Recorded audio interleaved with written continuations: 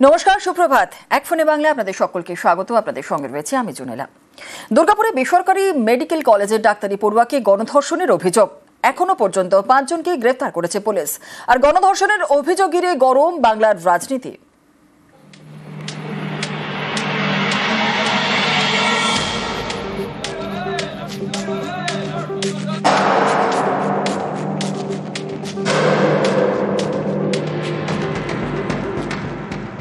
পশ্চিম বর্ধমানের দুর্গাপুরে বেসরকারি মেডিকেল কলেজ। শুক্রবার রাতে এই মেডিকেল কলেজেরই সেকেন্ড ইয়ারের ছাত্রীকে গণধর্ষণের অভিযোগ ওঠে। ছাত্রীর বাড়ি উড়িষ্যার জলেশ্বরে, থাকেন কলেজের হোস্টেলে। হোস্টেলের কাছে জঙ্গলেই তাকে গণধর্ষণের অভিযোগ। ঘটনায় আগেই অপু বাউরি, ফিরদৌস শেখ এবং শেখ রিয়াজ উদ্দিনকে গ্রেপ্তার করে পুলিশ। রবিবার রাতে গ্রেপ্তার আরও দুজন, শেখ নাসির উদ্দিন এবং শফিক শেখ। দুর্গাপুরে আইকিউ সিটি মেডিকেল কলেজ, এই কলেজেরই পড়ুয়া অভিযোগকারী তরুণ। গণধর্ষণের অভিযোগে ধৃত অপু বাউরি এই হাসপাতালেই রাজমিস্ত্রির কাজ করে। স্থানীয় একটি বেসরকারি কারখানার অস্থায়ী কর্মী শফিক শেখ। ফিরদৌস শেখ এলাকার একটি হাসপাতালের ওয়ার্ড বয়। নাসির উদ্দিন শেখ দুর্গাপুর পুরসভার অস্থায়ী কর্মী। আমার ছেলে কিছুই জানে না, আমার ছেলেকে শুধু পুরো গোটা গ্রামটা লোক না, ওই ছেলেটা খুব ভালো ছেলে, আমার ছেলে শুধু কি হলো। দুর্গাপুরে ডাক্তারি পড়ুয়াকে গণধর্ষণের অভিযোগ, এ নিয়ে বাংলার রাজনীতির হাওয়া গরম। বিরোধী দলনেতা হিসেবে আমি আজকে সকালে এসেই প্রথম পরিবারের সঙ্গে মিলিত হয়েছি। ওনার পিতৃদেব কান্নায় ভেঙে পড়েছেন আমার কাছে, আমাদেরও কান্না আসছে যে বাংলা অতিথি দেব ভব, আমরা উড়িষ্যার একজন মেয়েকে এখানে সুরক্ষিত রাখতে পারলাম না। এটা বাঙালি হিসেবে আমিও ব্যক্তিগতভাবে আমরা লজ্জিত, আমরা ক্ষমা প্রার্থী যে তার কন্যাকে সুরক্ষা দিতে পারল না পশ্চিমবঙ্গ। এর থেকে লজ্জার আর কিছু হতে পারে না। শুভেন্দু অধিকারী হচ্ছে বাংলার লজ্জা। এই বাংলার লজ্জা বিজেপি, যারা অপরাজিতা বিলের মতো একটা প্রয়োজনীয় বিল, যেটা কিনা হস্তক্ষেপের বিরুদ্ধে ছিল, সেই বিলটাকে যারা আইন হতে দেয় না, তারা আসলে বাংলা এবং দেশের লজ্জা। শুভেন্দু অধিকারী বড় বড় বাতিলা মারার আগে জেনে নিক, উড়িষ্যা সরকারের প্রতিনিধিরা তারা এসে বলেছেন যে পুলিশের যে এখানে তদন্ত প্রক্রিয়া, সেই তদন্ত প্রক্রিয়া একদম যথাযথ। দুর্গাপুরের সিটি সেন্টার, এখানে ধর্ণা মঞ্চ তৈরি করে বিজেপি, সেখানে উত্তেজনা, বিজেপি পুলিশ ধস্তাধস্তি। দুর্গাপুরে বেসরকারি মেডিকেল কলেজের সামনে উত্তেজনা ছড়ায়, বিক্ষোভ দেখায় এসইউসিআই। এদিনই দুর্গাপুর আদালতে বিক্ষোভ দেখান মহিলা আইনজীবীরা। নিউজ 18 বাংলা। নির্যাতিতা নিরাপত্তা সুনিশ্চিত করেছে পুলিশ। ঘটনাস্থলে থাকা 5 জনকে গ্রেফতার আর কঠোরতম শাস্তির ব্যবস্থা। শুরু থেকে পরিবারের সব রকম প্রশাসনিক সাহায্য। সাংবাদিক বৈঠকে দাবি আসানসোল দুর্গাপুরের পুলিশ কমিশনার সুনীল চৌধুরী। ঘটনার খবর পাওয়ার সঙ্গে সঙ্গে আমরা এফআইআরটা রেজিস্টার করি, ইনভেস্টিগেশন স্টার্ট করি। প্রথম দিনেই আমরা 3 জন আসামিকে অ্যারেস্ট করি। এখন অবধি আমরা 5 জন যারা ছিল অ্যাকিউজড পারসন, যারা প্লেস অফ অ্যাকুরেন্সে যাদের প্রেজেন্স পাওয়া গেছে, আমরা অ্যারেস্ট করে নিয়েছি। যে নির্যাতিতার পরিবার আছে তাদের পাশে আমরা সবসময় আছি এবং ওদেরকে সব ধরনের প্রতিশ্রুতি আমরা দিয়েছি। ওদের পার্সোনাল সেফটি অ্যান্ড সিকিউরিটির ব্যাপারে আমি নিজে ওনাকে বলেছি। তারপরে ভিকটিম গার্লের সবসময় আমরা একটা লেডি অফিসার এবং গার্ড, পার্সোনাল গার্ড ওখানে হসপিটালে দিয়ে রেখেছি। যতগুলো আসামি আছে আমরা কঠোরতম শাস্তি এনশোর করব। কলেজের বয়েজ হস্টেলে মদ বিক্রি। বর্ধমান মেডিকেল কলেজে চাঞ্চল্যকর অভিযোগ। মদ বিক্রির অভিযোগে সরব কলেজের পড়ুয়াদের একাংশ। তদন্ত করে পদক্ষেপের আশ্বাস প্রিন্সিপালের।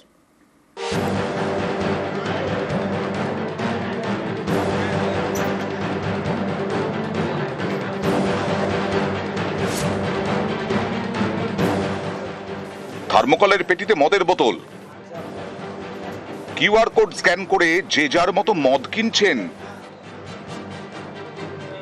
এটা মদের দোকান নয়, বর্ধমান মেডিকেল কলেজের বয়েজ হস্টেলের ঘর। কলেজ বিল্ডিং এর পাশেই এই বয়েজ হস্টেলের 7 নম্বর ঘর থেকে মদ বিক্রির চাঞ্চল্যকর অভিযোগ।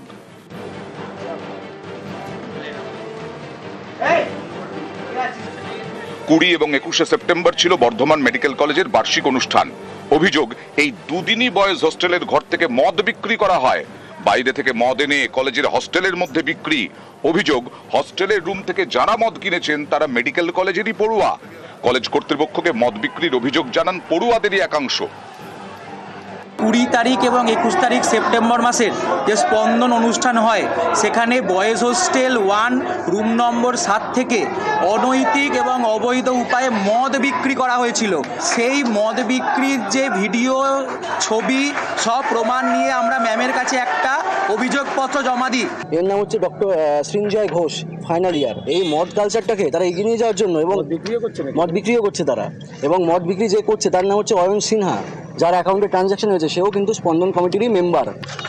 যে বিক্রি করা হয়েছে অ্যালকোহল, তার ট্রানজ্যাকশন হিস্ট্রি।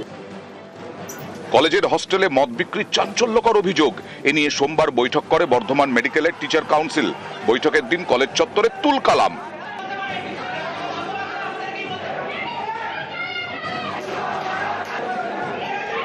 মদ বিক্রির অভিযোগে সরব হন মেডিকেল কলেজের পড়ুয়াদের কয়েকজন। বহিরাগত স্লোগানে সরব হয় বাকিরা। এ নিয়ে ধুন্ধুমার।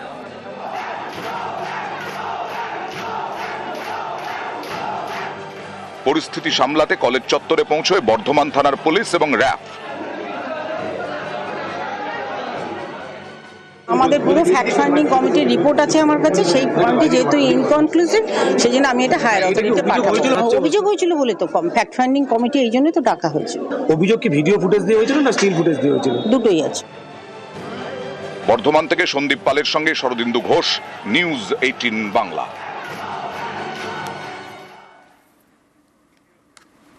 দুই জেলায় অন্তঃসত্ত্বার মৃত্যু ঘিরে উত্তেজনা। মেদিনীপুর মেডিকেল এবং কোচবিহারের মাথাভাঙা হাসপাতালে চিকিৎসায় গাফিলতির অভিযোগ। মেদিনীপুরের ঘটনায় তদন্ত কমিটি গঠন করেছে স্বাস্থ্য দফতর।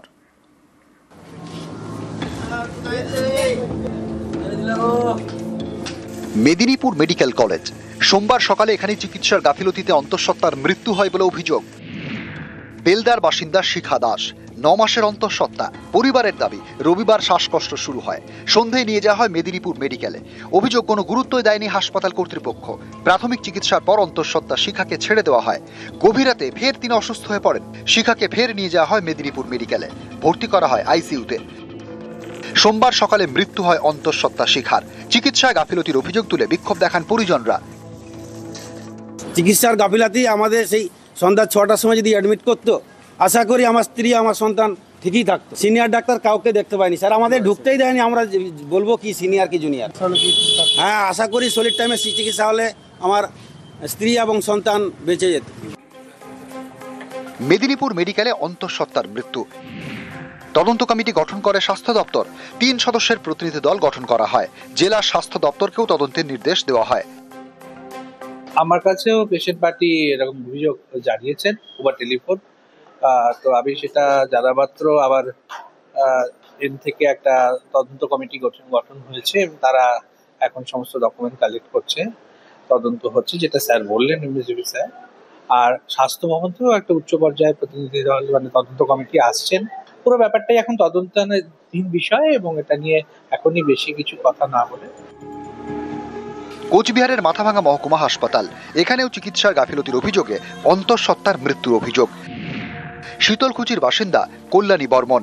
রবিবার ভর্তি করা হয় মাথাভাঙা হাসপাতালে। পরিবারের অভিযোগ, সিজারের জন্য সকাল 11টায় কল্যাণীকে ওটিতে নিয়ে যাওয়া হয়। সিজার না করে বিকেল 5টা নাগাদ ওটি থেকে বের করা হয়। অভিযোগ, তখন অন্তঃসত্ত্বার খিঁচুনি হচ্ছিল, তাকে রেফার করা হয়। কোচবিহারে নিয়ে যাওয়ার পথে মৃত্যু হয় কল্যাণীর। আমার সাথে খুব সুন্দর করে কথা বলছে, কোনো অসুবিধা ছিল না। অনেক পেশেন্ট দেখি শুয়ে আছে, অসুবিধা মনে করে, ওর কোনো অসুবিধাই ছিল না। তাহলে আপনাদের কি মনে হচ্ছে যে ভুল চিকিৎসায় মারা গেল নাকি? আমার যে ধারণা আছে ভুল চিকিৎসায় মারা গেছে। পুরো বিষয়টা হলো খতিয়ে দেখা হচ্ছে, ঠিক আছে। এবার তার হলো বিএসটি, তার রিফারের কাগজ সবকিছুই হলো দেখা হচ্ছে। দেখে নিয়ে আমরা বিচারটা হলো দেখবো যে হলো কোথায় কি গাফিলতি হয়েছে বা হয়নি, বা হচ্ছে হলো কোনো রকম মিসম্যানেজমেন্ট হয়েছে কিনা সেটা আমরা দেখবো, আমাদের অ্যাডমিনিস্ট্রেশন আমরা দেখবো। মেদিনীপুর থেকে শোভন দাস, কোচবিহার থেকে রাজেশ দাস, নিউজ 18 বাংলা। আর এবার চাকরিজীবীদের জন্য একটা সুখবর। এবার মেয়াদ শেষের আগেই ইপিএফ এ 100% টাকা তোলার সুবিধা। আর ন্যূনতম ব্যালেন্স বাদ দিয়ে বাকি 100% টাকায় তোলা যাবে। আরও একবার আপনাদের জানাই, মেয়াদ শেষের আগে ইপিএফ এ 100% টাকা তোলার সুবিধা। ন্যূনতম ব্যালেন্স বাদ দিয়ে বাকি 100% টাকাই তোলা যাবে। সুবিধা পাবেন প্রায় 7 কোটি চাকরিজীবী। কথা বলবো, আমাদের সঙ্গে রয়েছেন আমাদের প্রতিনিধি মৈত্রী, আরো বিস্তারিত বলবে। মৈত্রী, মেয়াদ শেষের আগে ইপিএফ এ 100% টাকা তোলার সুবিধা, তাহলে তো চাকরিজীবীদের জন্য একটা বিশাল ভালো খবর। তো এর পর্যন্ত নিয়ম ছিল ইপিএফ যেই 75% টাকা উইথড্র করা যেত একমাত্র আনএমপ্লয়মেন্টের ক্ষেত্রে, কিন্তু এবার এই যে ন্যূনতম একটি ব্যালেন্স মেনটেন করে বাকি টাকা পুরোটাই তুলতে পারবেন এমপ্লয়িরা, যাতে তাদের যে কোনো রকমের এমার্জেন্সি পরিস্থিতির মোকাবিলা করার জন্য তাদের যে টাকা সেই টাকা তারা তুলতে পারবেন। এক্ষেত্রে দাঁড়িয়ে বেশ কিছু আরো সিদ্ধান্ত নেওয়া হয়েছে ইপিএফ মিটিংয়ে। তার মধ্যে অনেক সিম্পলিফাই করে দেওয়া হয়েছে এই ইপিএফ এর টাকা উইথড্র করার প্রসেসটা। মূলত 3টে খাতে টাকা উইথড্র করা যাবে। আপৎকালীন প্রয়োজনীয়তা, যার মধ্যে শারীরিক অসুস্থতা, শিক্ষার প্রয়োজনীয়তা বা বিয়ে, এই ধরনের বিষয় রয়েছে। এছাড়া বাড়ির প্রয়োজনীয়তা, অর্থাৎ নতুন বাড়ি কেনা, বাড়ির কনস্ট্রাকশন, এবং আরেকটি রয়েছে স্পেশাল সিচুয়েশন। এবং সেই পরিস্থিতি কোনো বিশেষ পরিস্থিতিতে দাঁড়িয়ে কাউকে টাকা তুলতে হচ্ছে, সেক্ষেত্রে তাকে ব্যাখ্যাও দিতে হবে এবং গোটা প্রসেসটাই ডিজিটাল করা হয়েছে, অর্থাৎ পুরো উইদাউট এনি পেপার সাবমিশন এই পুরো টাকাটা এমপ্লয়িরা উইথড্র করতে পারবেন। এবং শুধু যে তাদের অংশের টাকা তাই নয়, তাদের এবং তাদের এমপ্লয়ের শেয়ারের মধ্যে যে টাকাটা রয়েছে তার 100% এবার তারা উইথড্র করতে পারবেন। বেশ, ধন্যবাদ।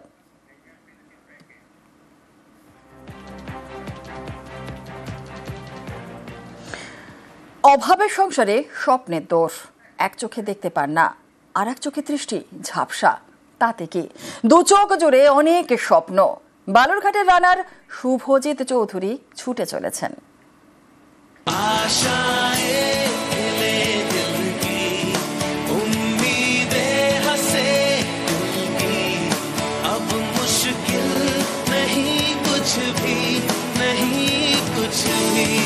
স্বপ্নের পিছনে ছুটছেন শুভজিৎ।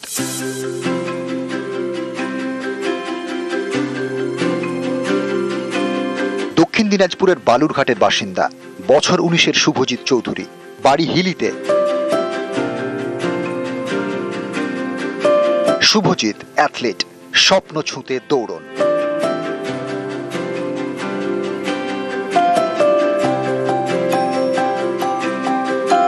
বাড়িতে মা বাবা, বাড়ির কাছেই শুভজিতের বাবার ভাতের হোটেল। এই হোটেল চালিয়ে টেনে টুনে জীবন চলে। এরই মধ্যে শুভজিতের লড়াই। একদিকে পড়াশোনা, আর একদিকে খেলাধুলা। যাদবপুর বিশ্ববিদ্যালয়ে দর্শন নিয়ে পড়ছেন শুভজিৎ, ফার্স্ট ইয়ারের ছাত্র। পড়াশোনার পাশাপাশি দৌড়। এবছর ওয়েস্ট বেঙ্গল প্যারা স্টেট গেমসে সোনা, চেন্নাইয়ে জাতীয় প্যারা অ্যাথলেটিক্স চ্যাম্পিয়নশিপে রূপো, 2023 সালে জাতীয় প্যারা তাইকোন্ডা চ্যাম্পিয়নশিপেও রূপো। এবার লক্ষ্য জাপানে 2026 সালের এশিয়ান প্যারা গেমস। মানুষের কাছে আমি ছোট থেকেই অনেক অবহেলা পেয়েছি, তো ওই থেকে মনে একটা জেদ ছিল যে নিজের জীবনে কিছু করার। সেই দিকে আমি খেলাধুলার প্রতি আকৃষ্ট হই। আগামীতে এশিয়ান গেমস যেটা 2026-এ হবে, সেটাতে যাওয়ার ইচ্ছা রয়েছে। বাড়িতে বাবা মা এবং পরিবারের সেরকম আর্থিক অবস্থা ভালো না, ওই কারণে আর্থিক দিকটা আমার খুব সমস্যায় দাঁড়াইছে যে নিজের প্র্যাকটিসটা এবং ডায়েটটাকে মানে ডিসিপ্লিনলি করবো। ও যেটা চাইছে আমি তো পূরণ করতে পারছি না। সরকার এবং কেউ যদি সাহায্য করে তাহলে আমি খুবই উপকৃত হব। সামনে অনেক বাধা, সেই সব বাধা টপকেই শুভজিৎ ছুটতে চান আরো জোরে। শুভজিৎ ছুটছেন স্বপ্ন ছুঁতে। শুভজিৎকে জিততেই হবে। বালুরঘাট থেকে অনুপ সান্যাল, নিউজ 18 বাংলা। আর এবার একটা মন ভালো করা ছবি আপনাদের দেখাই। দুর্যোগ কাটিয়ে ঝকঝকে উত্তরবঙ্গ, বর্ষা বিদায় ঝলমলে উত্তরের আকাশ। কার্শিয়ং থেকে কাঞ্চনজঙ্ঘা দর্শন, সকাল থেকে মনোরমা হাওয়া।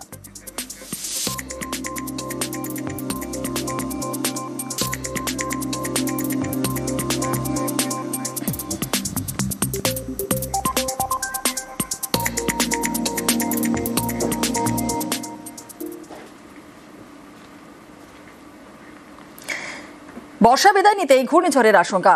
অক্টোবর মাসে আন্দামান উপকূল সংলগ্ন বঙ্গোপসাগরে নিম্নচাপ তৈরির সম্ভাবনা, আর এই নিম্নচাপ পরিণত হতে পারে ঘূর্ণিঝড়ে।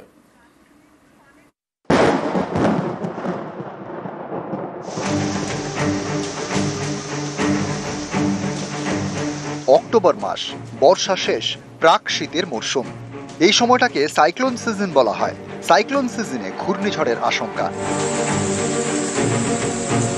এর আগে অক্টোবরে পশ্চিমবঙ্গ উপকূলে আছড়ে পড়েছে বেশ কয়েকটি ঘূর্ণিঝড়।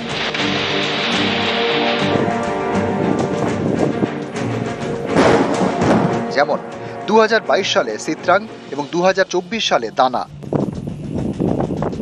ঘূর্ণিঝড় তৈরি হওয়ার অন্যতম কারণ হলো সমুদ্র পৃষ্ঠের তাপমাত্রা। সাধারণত 26 ডিগ্রি ন্যূনতম তাপমাত্রা হলে ঘূর্ণিঝড় তৈরি হয় সাগরে। এখন অক্টোবর মাস, বর্ষা বিদায় নিতেই ঘূর্ণিঝড়ের আতঙ্ক। 25শে অক্টোবরের মধ্যে আন্দামান উপকূল সংলগ্ন বঙ্গোপসাগরে নিম্নচাপ তৈরির সম্ভাবনা, যা পরিণত হতে পারে ঘূর্ণিঝড়ে।